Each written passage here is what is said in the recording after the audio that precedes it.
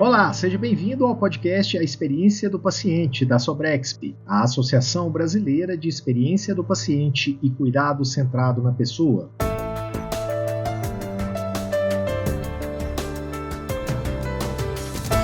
Olha, é o seguinte, a gente está preparando os episódios da primeira temporada desse podcast. E enquanto eles estão no forno, a gente vai liberando alguns bônus bem legais por aqui.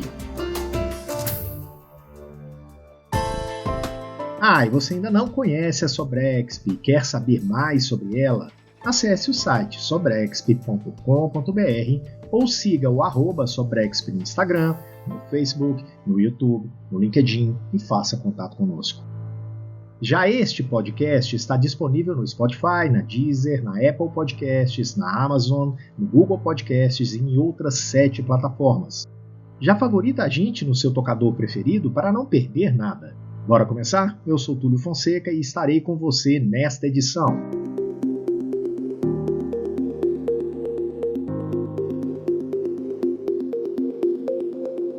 Neste episódio bônus, você vai ter acesso à íntegra da palestra da Presidente do Santalucia Group e ex-diretora de Excelência e Cultura de Serviços no Escritório de Experiência do Paciente da Cleveland Clinic, a Carol Santalucia. O tema da palestra dela foi The Leader's Role in Creating a Culture of Compassion. Carol é consultora em saúde com mais de 30 anos de experiência, tendo trabalhado com sistemas hospitalares de grande e pequeno porte. O cuidado centrado no paciente é a sua paixão, e ela é comprometida em aprimorar a experiência do paciente por meio da excelência em serviços de saúde e defesa do paciente. Como no episódio passado com o Jason Wolf, o conteúdo de hoje também é em inglês. Mas se você preferir ter acesso a essa palestra com legendas em português, eu vou te dar um spoiler, ok? Em breve teremos novidades em nosso canal do YouTube, então se inscreva lá, aciona o sininho também e vem com a gente. Tudo pronto? Então vamos lá! Oh, say obrigado, Marcelo. And bom dia. And that's all I know. I am so honored to be here. I love Brazil. I love the people of Brazil. I love all of you. I have loved your hugs. I have loved your conversation. I loved when Brazil went ahead yesterday and we all got to cheer wildly. I'm sorry about the outcome of the game, but I'll never forget that moment that I got to share with all of you. It was very special. And more than that, much more important than that, is sharing this passion that we feel for our patients and our colleagues, our fellow coworkers in healthcare. So what I want to talk to you about today is the leader's role. And I know Jason made it very clear yesterday that you are all leaders, right? Who's a leader in this room? Everybody. No matter what your role is, you are leading in your organizations. You're leading a movement. You're leading an initiative. You are leading your interactions with others. You are accountable. So you are a leader. So that's what I want to really focus on today. So let's see where the clicker is. Here it is. Got it. Thank you. Obrigado. One of my 2 words. So our conversation today is going to be, I want to tell you a little bit about me and my background, a little more than what Marcelo said, although that is really enough. And then I want to tell you about some lessons that I learned at the Cleveland Clinic, and especially today when I think healthcare is really hard. It's always been hard. It's emotional. It's personal, it's important, and so it's hard. But right now, after the pandemic, I think it's harder than ever. So I want to talk about that and some of what I learned at the Cleveland Clinic that I think will help us today. And then finally, I'm going to focus on your role as a leader, the importance of relationships, of compassion, and empathy. I love to say that's my specialty. And I'm going to add one thing, love. I am going to talk about how important it is to find love in the workplace, not only for our patients and their families, but for each other. So a little bit about me. I started at the Cleveland Clinic in 1983, which is probably before some of you were born. I had been there a long time. I left for a little bit and started my own consulting practice where I helped other hospitals gain this, what I feel is really important about relationships and communication and empathy, and I loved it.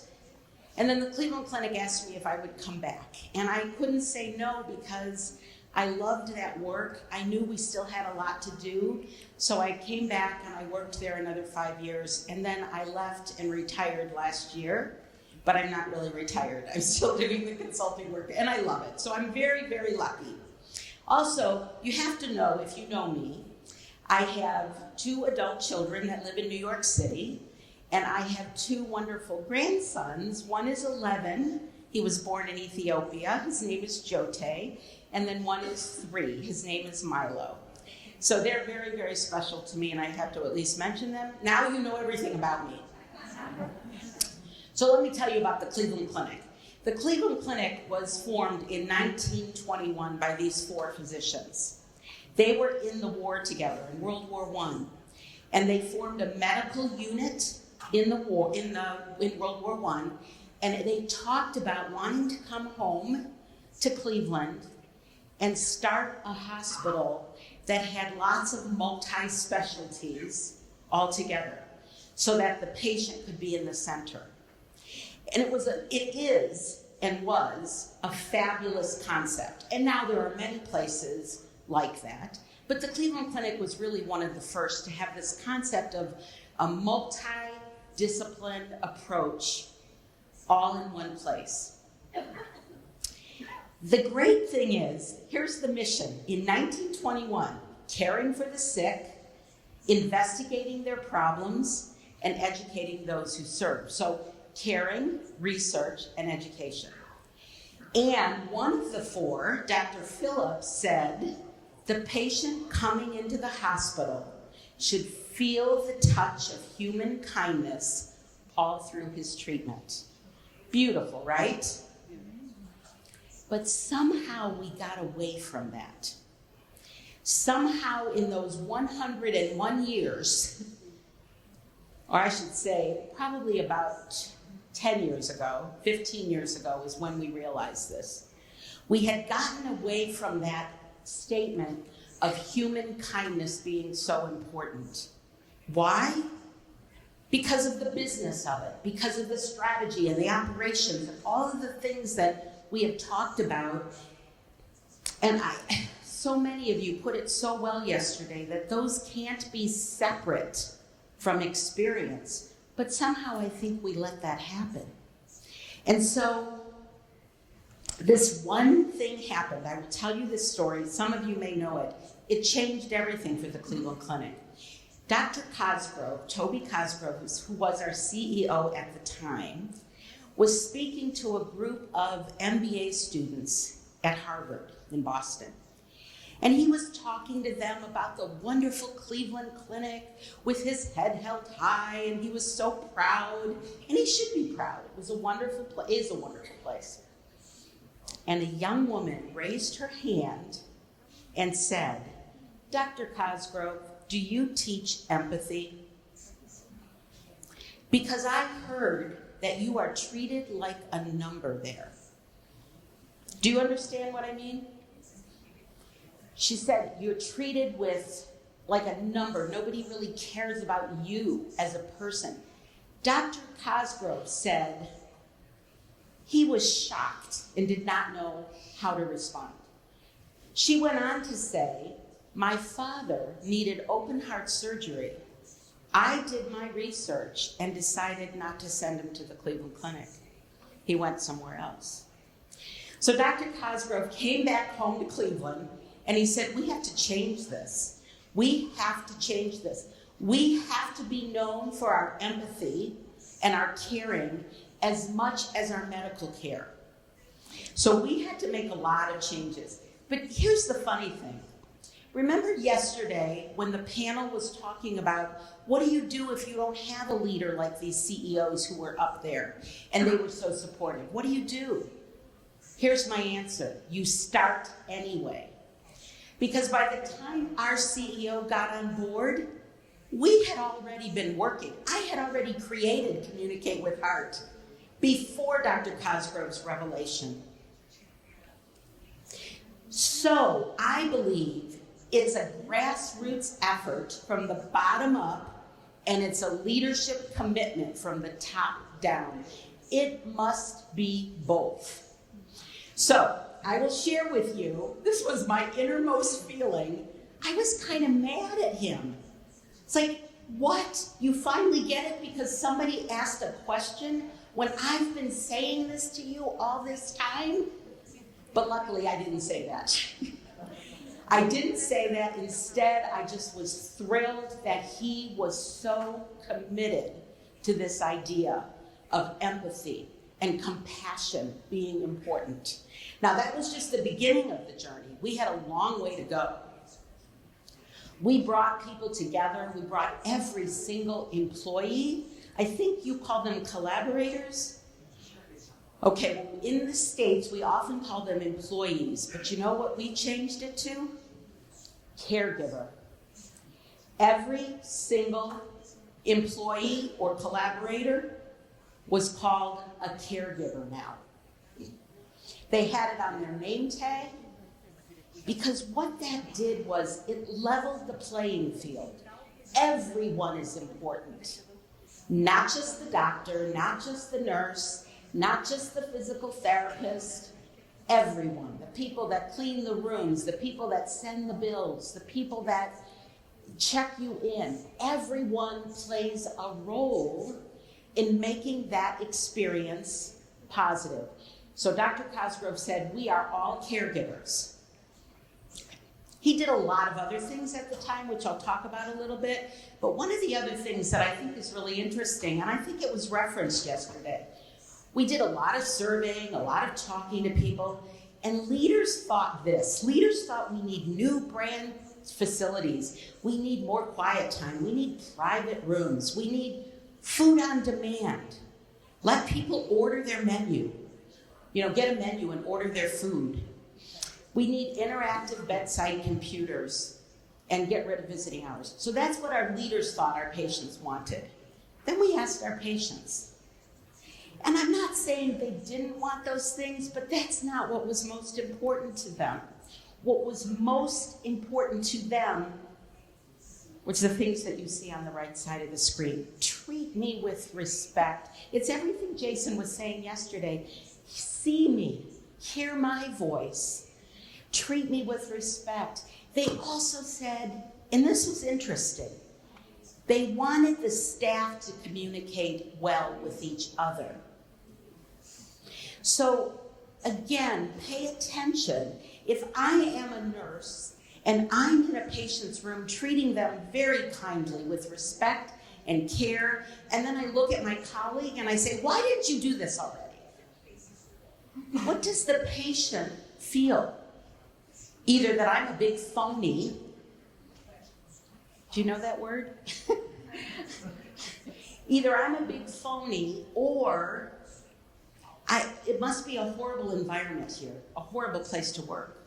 So that was an interesting one to us. Listen to my needs. They want more happy people. They want people that love what they're doing. And it's hard sometimes to love what we're doing in the demands that we currently are feeling.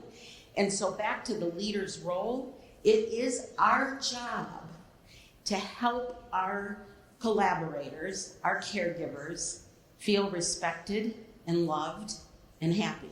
And I'm going to keep going back to that theme. Oh, wait a minute. Before I do this, I want to set this up. So we were ready to go. This was about 15 years ago. We were ready to go. We had a CEO who really supported this. I had a fabulous team working with me. And we had every single person come together and talk about the new way we were going to do this, our commitment, our belief in our patients and each other. And so one of the things that we did was to create a video, and probably many of you have seen it already, but in case you haven't, I'd like to show it, and I want you to think about what stands out for you.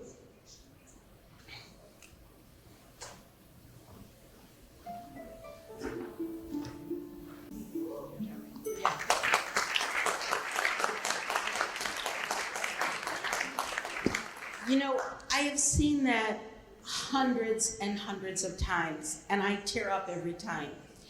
And I will tell you a little story.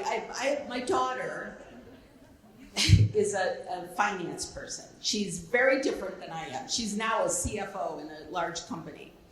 She's like, blows my mind because we're so different.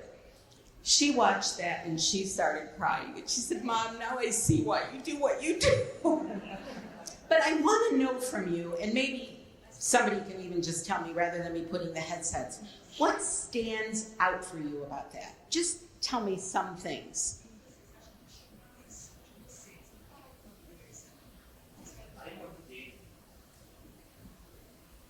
Anyone? What? Passion, compassion, yes. You can feel it, right? The love, yeah, yes. You can feel it. Connection. What else? There's something really big that struck me about the third time I watched it. And I'll share it with you unless somebody can guess what I'm thinking about. Kindness. The kindness? Yes. Fear. Yeah.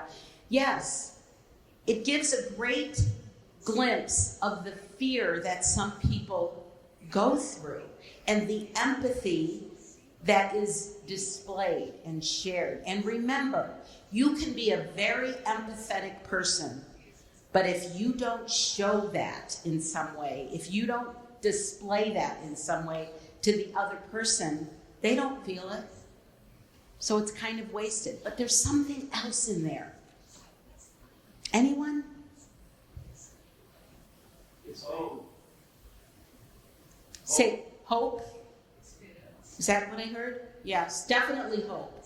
There definitely is this feeling of we can do this. There's hope. It's going to get better. But there's something else, and I'm going to share it with you. It wasn't only the patients who were feeling that fear and that anxiety and that despair and that happiness. It was the employees as well, the collaborators, the caregivers. They were feeling it. So when you have just learned some really bad news, or you have just suffered personally, it's one of the people that had just gotten divorced, how do you put that aside and come to work and still show that compassion and empathy to others? To me, that's one of the biggest things about this short video, is that it describes that this is not only about the patient. It's about how we interact and treat each other. So we had a lot of work to do. That kind of launched our commitment to change things at the Cleveland Clinic while I worked there. And one of the things that we did was put together some good communication programs. Not that training is everything, but training is a part of it, as we heard yesterday. There's got to be this huge commitment on the part of the leader. And caregivers, collaborators, have to understand and learn easy ways to communicate in a way that shows empathy. Because I might be empathetic, but I don't know the words. I don't know how to display it. So we came up with some programs. One of them was called Ready, and that was a physician communication program. It included things like how to really deliver bad news in a compassionate way. Marcelo, that's when you were in Cleveland, you learned about Ready. There also was another program that I created called Communicate with Heart. And this model was really for everyone. And even though physicians had their own program, I told them all, you have to come to Heart too, because this is more global. This is about our communication every day. And it's start with heart and respond with heart. And I'll tell you what each of those are. Start with heart was a simple way for our caregivers to think about every single interaction. Smile and greet warmly. Tell your name and your role and what to expect. So don't just say, hello, Mrs. Smith. Say, hi, Mrs. Smith. My name is Carol, and I am going to treat you today for your whatever. So tell people who you are and what you are there to do. Active listening. You've got to listen to be able to do anything. Rapport and relationship building. Always thinking about that relationship with the other person. And then that very wonderful thank you. Thank you for letting me take care of you today. Thank you for trusting us with your care. So that's the everyday communication. And then we would teach. We would do role plays, and we would teach people great phrases to use, whatever they were comfortable with, as long as it fit with this guide. They came up with their own words. And then Respond with Heart was our service recovery program. And service recovery means trying to make it better when somebody is upset. And it happens all the time in healthcare. All the time, people are disappointed, or they're upset, or they're angry, or they're afraid, and they don't know how to express that fear. So instead of getting defensive, we taught everyone, every caregiver, to look at it this way. First hear, first listen to what the person is saying, then show empathy. I can see that you're frustrated. Then apologize. Don't apologize first. Don't apologize before you do the H and the E. The H and the E are very important. So at that point, you can apologize. Then you respond. Then you fix the problem. And then again, you thank. One of the problems, I think, in healthcare is that we are fixers. We want to fix it. We want to help. So right away, we go to the R. But if you go to the R and that person is angry, they don't even hear you. They don't even want you to fix it yet. They want to be angry. If you take 15 seconds to do the H, the E, and the A, you're going to have a much better interaction with that person. Honestly, if you leave with nothing else than this today and try to practice this, I think it will make a difference in your world, not only in your jobs, but in your life. So I really love this. It's helped me a lot. And then there's this concept of leading with both strength and empathy, because it became very, very clear to me early on that if we don't get our leaders on board, this won't be successful. So let me tell you another quick story. I'm going to back up so that you don't look at this yet. Quick story. We had a new group of nurses coming on board, and they would go through our new employee orientation, right? And we taught Communicate with Heart. And one of the nurses came up to the instructor, one of the people on my team, and said, I love this. I'm so happy that I chose to work at the Cleveland Clinic because I love this concept of communicating with caring and empathy and respect. I'm so excited. So of course we were thrilled to hear that, right? Fast forward now 3 or 4 months. That same instructor ran into her in the hallway, and she said, hey, I remember you from orientation. How's it going? She said, not so well. We're too busy. We're too busy to practice Communicate with Heart. It's like what Jason said. If you make it another thing, people will say, I have too much to do. I can't do another thing. And yet, this isn't another thing. It's a way to communicate. So I realized right away, I had to get to leaders. I had to make sure that leaders were leading with heart, that they were reinforcing this, that they were telling their teams how important it is. So it became another level of the program. And one of the pieces was leading with strength and empathy. Once again, it's the and. You cannot just have one or the other. Now, let me tell you what I mean by this, because I think for a leader, this is a really, really important concept. So the strong leader that we look at on the left is that person that wants respect and order, compliance, really reinforces the policies. They make sure everything is consistent. They communicate clear expectations.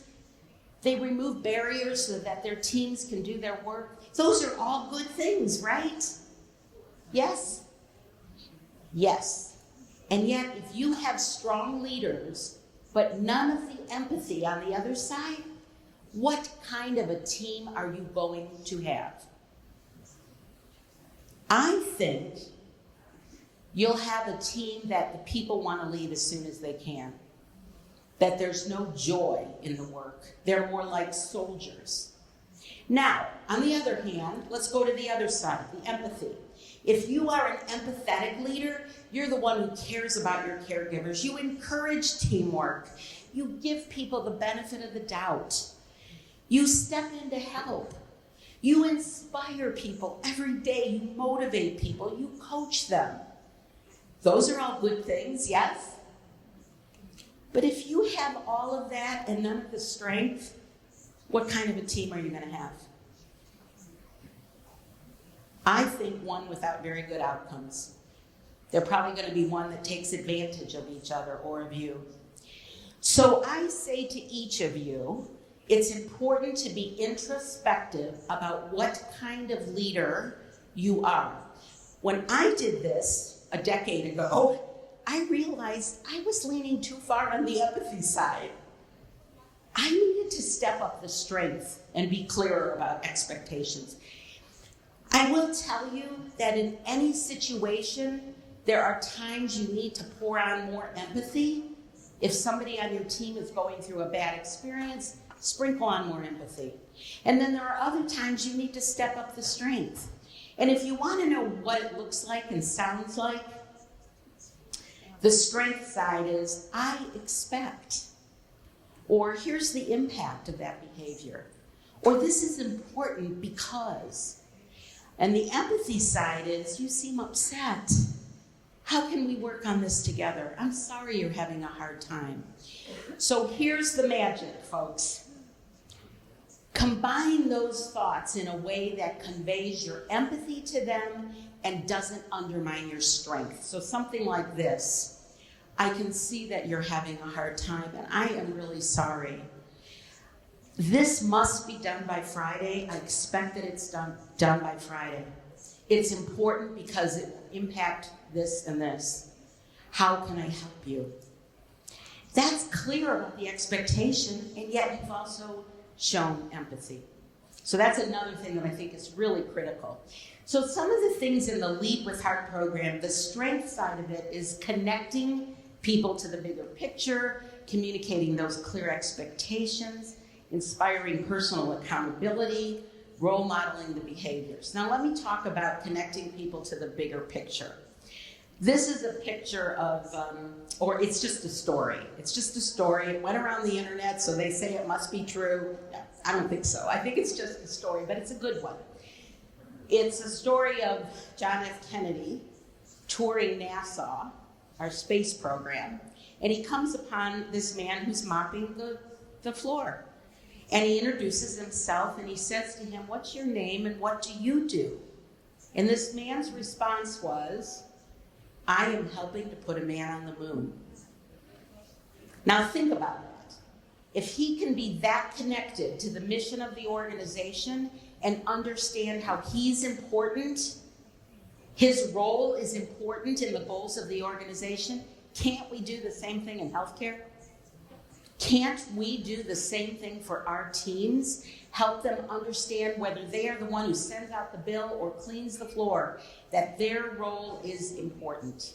So that's an example of leading with strength. Leading with empathy, that's what we're going to talk about a lot. But being present for your teams, showing gratitude, showing appreciation, supporting your teams, creating this very, very caring culture. And again, always remembering the reason we do this work. The reason we do this work, it is all about the patient. And I believe the only way we can truly make it great for the patient is if we understand that it's also about us. I love Maya Angelou's saying that I've learned that people forget what you said, people will forget what you did, but they'll never forget how you made them feel. It's that feeling, that connection to others that make the experience. So there's three things I want to emphasize here now. One is the experience must be for everyone. You heard that yesterday over and over and over again. It must be for everyone. That means the patient, their family, the employee, the people that are contractors that come in to do work. It's about a culture of respect, compassion, empathy, and love. It's a culture. Secondly, it is all about culture, and it's not going to happen by accident. We in this room, and all of those who share our passion must be deliberate about creating this culture of kindness, love, and empathy. We have to own it. We have to have personal accountability about it. And this is a very important and that Polino made very clear yesterday, we have to be kind to ourselves.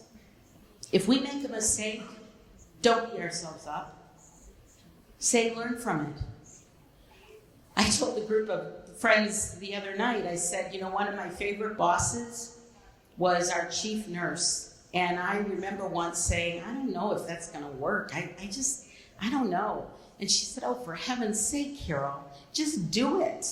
And if you fail, just fail forward.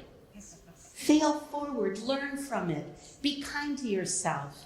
If you don't try, you won't get anywhere. So that kindness to ourselves is going to be an important piece. And I put this picture of the pendulum in here because I want you to understand, and I needed to understand, how this pendulum swings in healthcare. So for example, when I started at the Cleveland Clinic in 1983, it was all about the hospital and about the doctors. That was it. I can remember at that time I was an ombudsman. I handled complaints. I was a patient advocate. I really identified with the panel talking about patient advocacy. That was my early job, my first job there. And I can remember being frustrated because a patient would complain and I would go to the doctor and he would say, I remember saying once, this patient complained that they waited 3 hours to see you. And he said, well, I'm worth the wait. Not the right answer. Now that was decades ago. That was 30 years ago. They would not say that today. So what I want to say about the pendulum is when I started, it's a delayed reaction to the joke. It was all about the hospital over here. Then, when Dr. Cosgrove had that big aha moment and it became all about the patient, we're going to do patient experience. We're going to get this right for our patients. We are going to show them the best, kindest care. The pendulum went over here, and it was all about the patient. And do you know what our people said? What our employees, our caregivers, our collaborators, you know what they said? What about me? Don't I count? Don't I matter? So then the pendulum came here, and now it is about everyone, and it must stay here. So I want to ask you this question, and this is hard. If you look at the screen, be honest. Have you ever felt this way? Or has anyone else ever come to you and said they felt this way? These patients are difficult. They yell and scream at me. Everyone talks about this empathy thing. I get it, but it's hard. I put on a fake smile, but I'm tired of it. My spouse says I'm checked out at home. It's because I give it all at work. I'm doing the best I can and it's never enough. Is that real? Every time I have talked about this, people say to me, this is real. So as a leader in this movement, please don't ever say, just suck it up. You've got to just do what the paper. No. What you want to say is, I hear you. It's hard. I want to tell you another story. And this is a true, I know this one is a true story.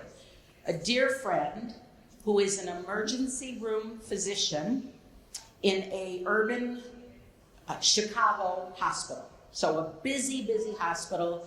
She's an emergency room physician in that hospital. She tells me the story of once when she and her nurse were working on a little boy. I think she said he was like 6 or 7 years old.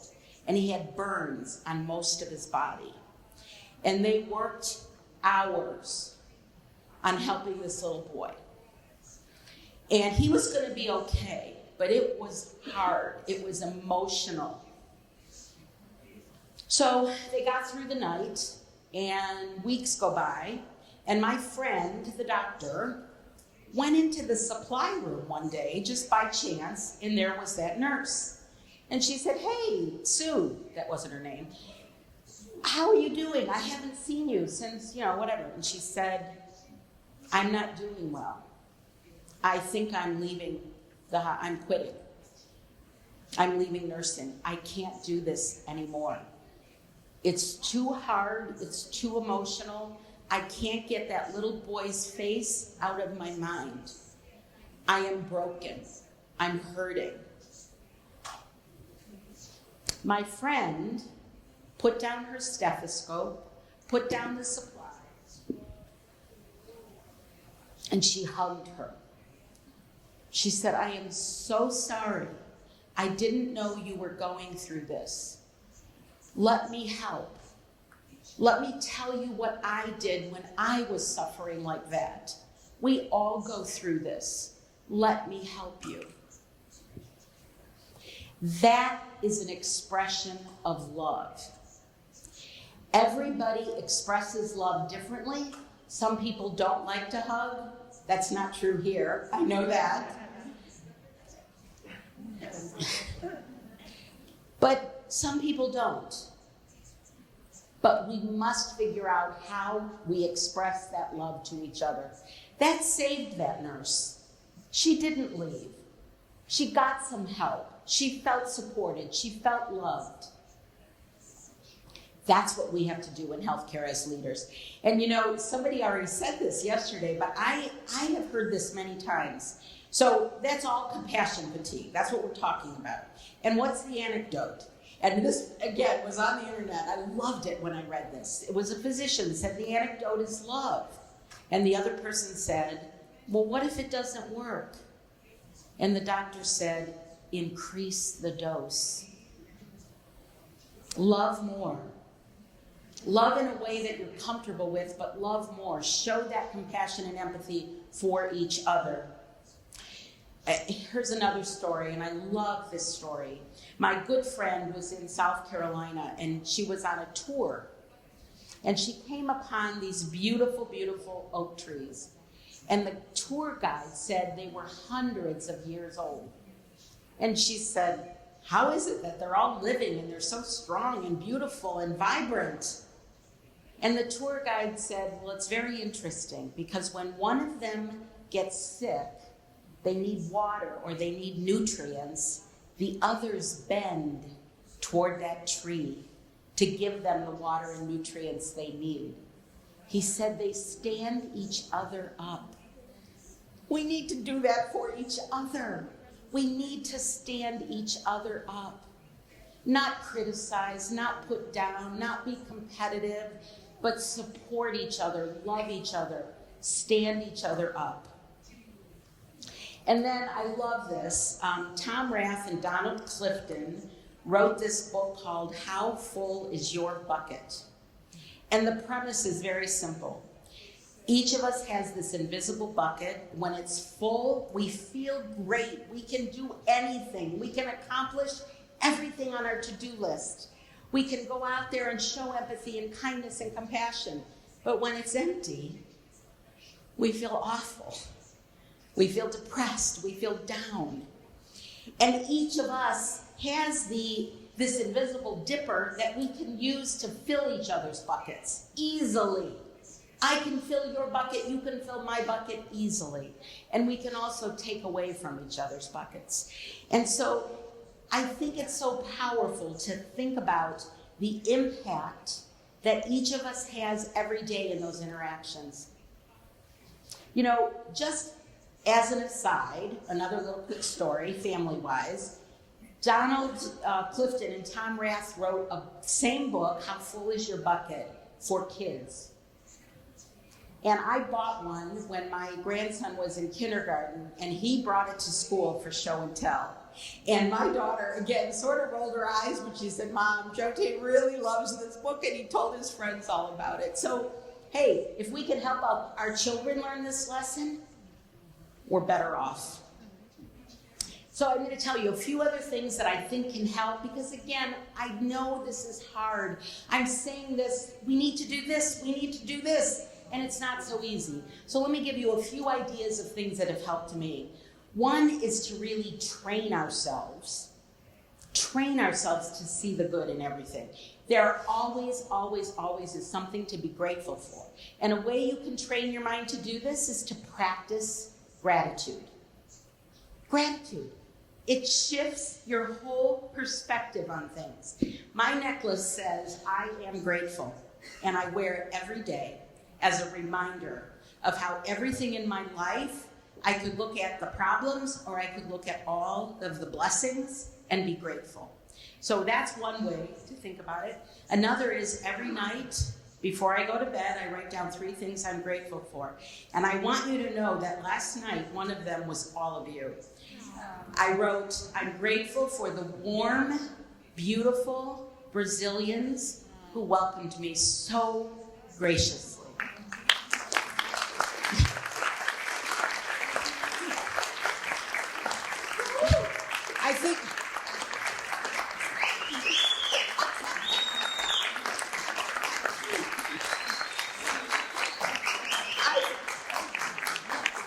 I think number 2 was a really good dinner.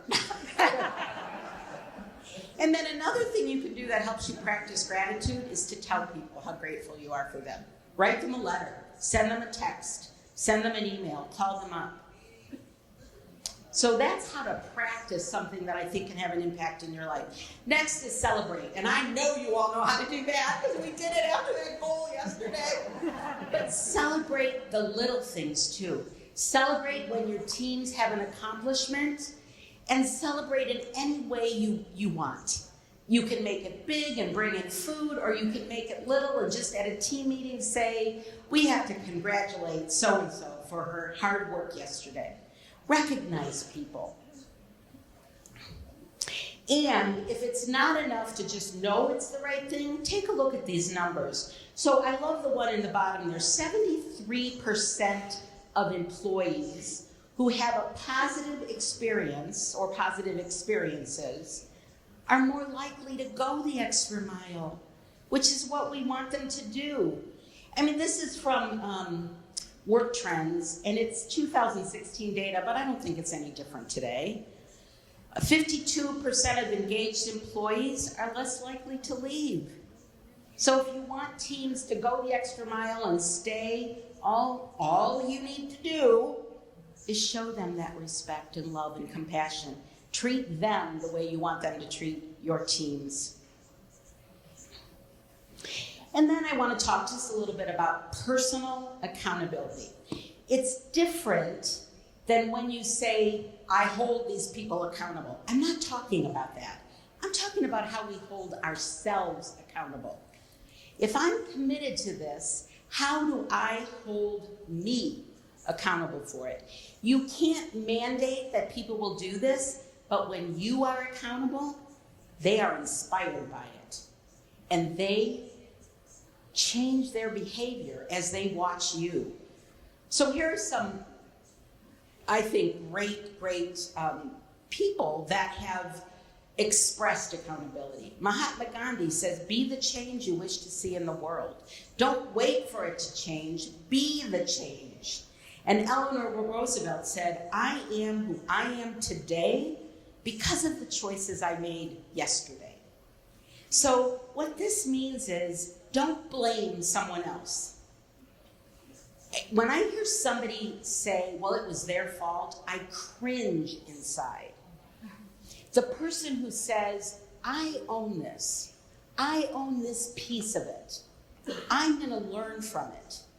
That's the person who is really showing personal accountability. Here's the bottom line.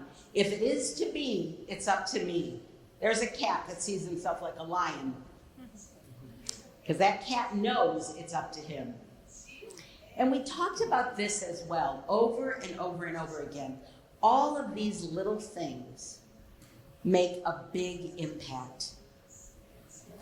Every single thing that we've talked about in this last hour, if you do one of them, if you commit to making one change maybe, or maybe doing it even stronger or better, you will influence other people. And then make sure you're kind to yourself. Charles Maxey, who's an author, wrote a book, The Fox, the Mole, the Man, and the Horse. I might have gotten the order wrong. Lovely book about kindness and love and compassion. And he says one of the kindest things you can do is to be gentle and patient with yourself. And honestly, I want you to hear that loud and clear. This is not easy work.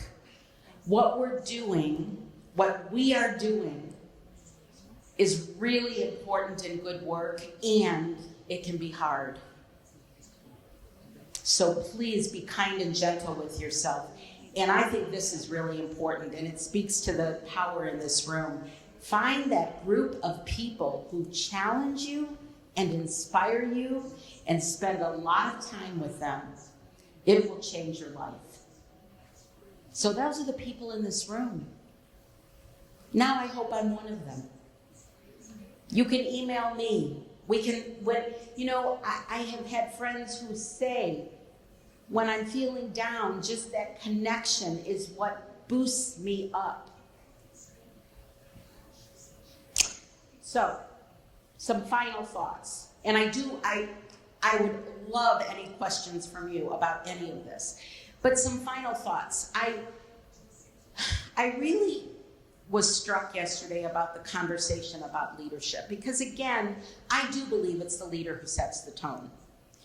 And yet, it's the grassroots effort that has to go with that. Sometimes it's the grassroots effort that gets the leader to see it. So a couple of days ago, just before I left actually, I left Cleveland on Wednesday. On Tuesday, the day before, my brother-in-law had knee surgery. So I was calling and checking on them from the airport, and then the next day I called and checked on them, and I talked to him directly, to my brother-in-law and my sister, and I asked him how it went. And this was interesting. He said it went great, the surgery went fine. He said, but Carol, something was different. It was his second knee. Something was different this time from a year ago, or 2 years ago. I said, what? He said, I don't know how to explain it. I think they took your course. He said, every person I encountered was kind. They said to me, I hope you have a very quick and speedy recovery. I hope you have a wonderful holiday. Is there anything I can do for you here? Every person they encountered was kind. And he said it was remarkably different than the last time. And he said to me, how does that happen? How can anybody get everybody to be on board? Which we know is hard, right? And my first answer was, it's about the culture. And then I thought more, and I said, and that is set by the leader. I said, my guess is, no, they didn't take my course, but I'm guessing what that leader did, maybe they did take some course, but I think that leader said, this is who we are. Just like Dr. Cosgrove came back and said to us, we are going to be known not only for our medical care that is great, but for our compassion and empathy. When the leader makes that statement and supports his or her teams, rounds as we heard yesterday, goes out there and talks to patients, talks to employees, finds out what he or she can do, but is very crystal clear. This is our mission, these are our values. That's when it trickles down to everyone. So I leave you with that to say, yes, it's important that your leader is on board, and remember that you too are a leader that has impact going up the chain of command to that CEO and also going down to the teams that work with you and across to everyone. It's the interaction that we have with each other that creates the kind of environment that we really want to have and want to work in. So I'm going to stop there and see if anyone has any questions. But let me ask if anyone has any questions, and then I'll say what I was going to say. Any questions? Yes. Should I put my headphones on, or could somebody just tell me? Oh, you can tell me. Perfect. So I think this is very interesting, but my initial thought was, what are the sort of initiatives that you are taking at the Cleveland Clinic to actually implement that? Okay, so the question is, what are the actual initiatives? Like, this is all great, sounds wonderful, but when it gets down to it, what are the initiatives? The answer is, there are many. So two of them that I talked about, one is that everybody learns how to communicate with heart. Everybody learns the importance to the organization of communicating with compassion. That's one. Secondly, every physician goes through additional training about how to communicate. Because, and I know there are physicians in the room, brilliant, brilliant people. Some are very compassionate and some aren't. Or they are, but they don't display it. So I will tell you, with this communication course, the physician communication course, there were some physicians that went kicking and screaming. They did not want to go. They thought, I don't need this. And you know what? Many, many times, the ones that objected the most became trainers. They became the ones that taught the course. That's how much it changed them. So that's one thing, is the training. Another thing that I'm no longer there, but I still say we, even though I'm not there. Another thing that we do is purposeful hourly rounding. We do rounding at so many levels. So the nurses round every hour, the nurse managers round, the leaders round. One of my favorite activities was monthly leadership rounds. We would take a topic, we would go through the entire hospital. All leaders came together. We came together in the auditorium, and we have 10 hospitals in Cleveland alone, plus hospitals in other states and other countries, but every one of the hospitals did it at the same time, the same day in Cleveland. And we'd have a topic. Maybe the topic was safety. And then our chief safety officer would come up with some questions, and every leader then was assigned to different units, and we would ask questions about, how do you as a patient feel safe? How do you as an employee, as a caregiver, what concerns do you have? Then we came together in the auditorium and we discussed our plan for improvement. So that was another thing. Another thing we do is interdisciplinary rounds. I saw a slide with that yesterday too, where the doctor and the nurse don't talk about the patient in the hallway. No, not anymore. They go into the room, the doctor, the nurse, the therapist, anyone involved, the family, and they talk about the patient with the patient. Nothing about me without me, right? Let's see, what other initiatives? There are so many, and it goes on and on and on. It is a commitment. Jason, you spoke to this yesterday. It can't just be something that you say, okay, now we believe in this and we're done. It's got to have leadership. It's got to have structure. We have a chief experience officer, and there's a team working on it with the understanding that everyone, I used to say, anyone who wears this badge that says Cleveland Clinic, you have to be on board and believe this. Does that help a little? I mean, there are more. It goes on and on and on. And we looked in the States. We have. I don't like to talk about this part of it, But HCAHPS, it's our survey. And the reason I don't like to talk about it, I know it's important, but I don't ever like being driven by HCAHPS. When people get too focused on that, they lose the sense of culture and this commitment.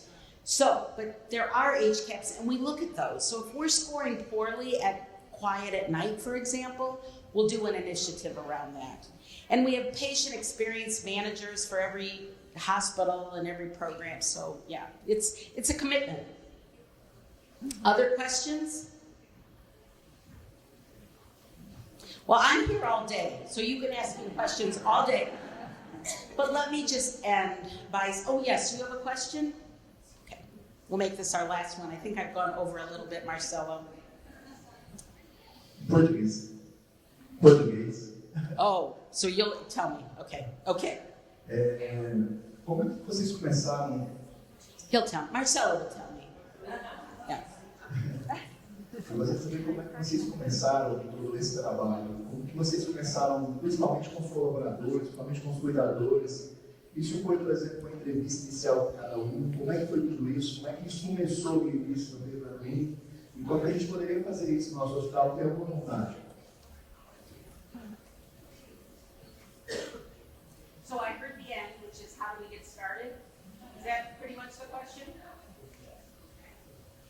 Isso, eu gostaria de saber como é que vocês começaram todo esse trabalho, a partir do momento que o Dr. Cosgrove ouviu essa história, né, e como que vocês iniciaram normalmente, assim, com os colaboradores, falaram com cada um pessoalmente, como que foi tudo isso? Foi com equipes? Eu gostaria de saber como a gente pode iniciar isso de verdade, assim, a começar mesmo.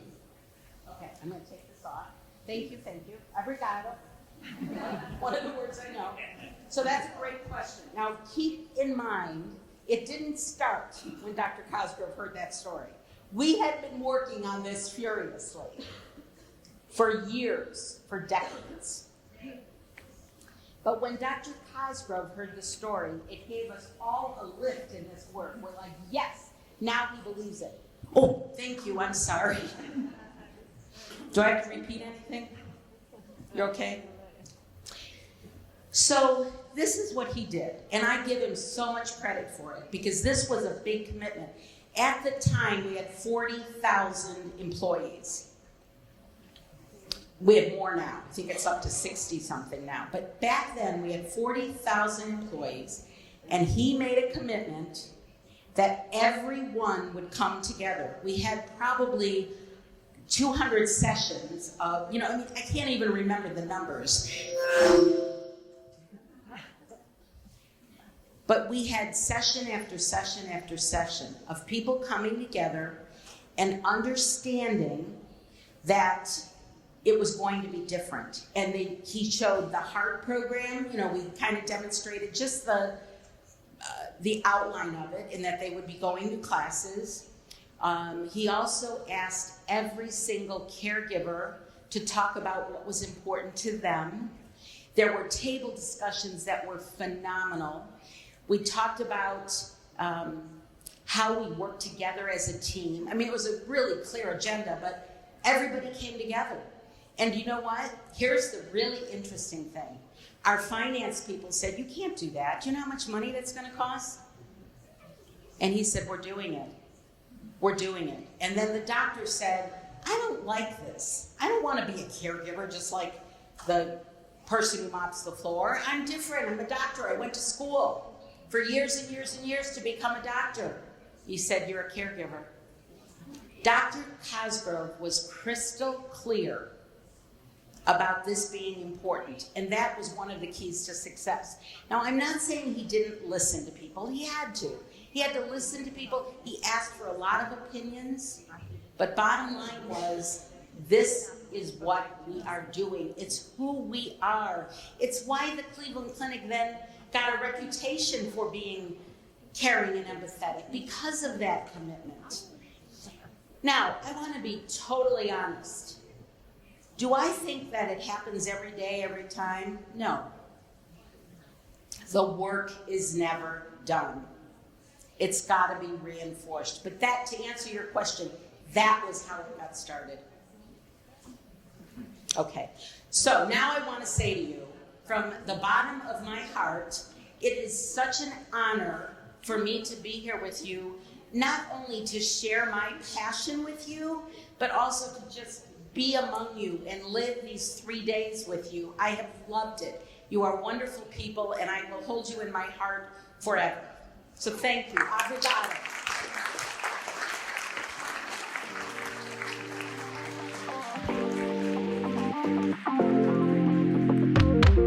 Você acabou de ouvir a palestra da Carol Santalucia, falando sobre The Leader's Role in Creating a Culture of Compassion, tema de palestra realizada no primeiro Congresso Internacional da Sobrexp em dezembro de 2022. Se curtiu o conteúdo, compartilha na sua rede. E não se esqueça de favoritar este podcast no seu tocador preferido. Assim você não perderá nenhuma atualização nossa e ficará por dentro de temas ligados à experiência do paciente e ao cuidado centrado na pessoa. Eu vou ficando por aqui. Até a próxima!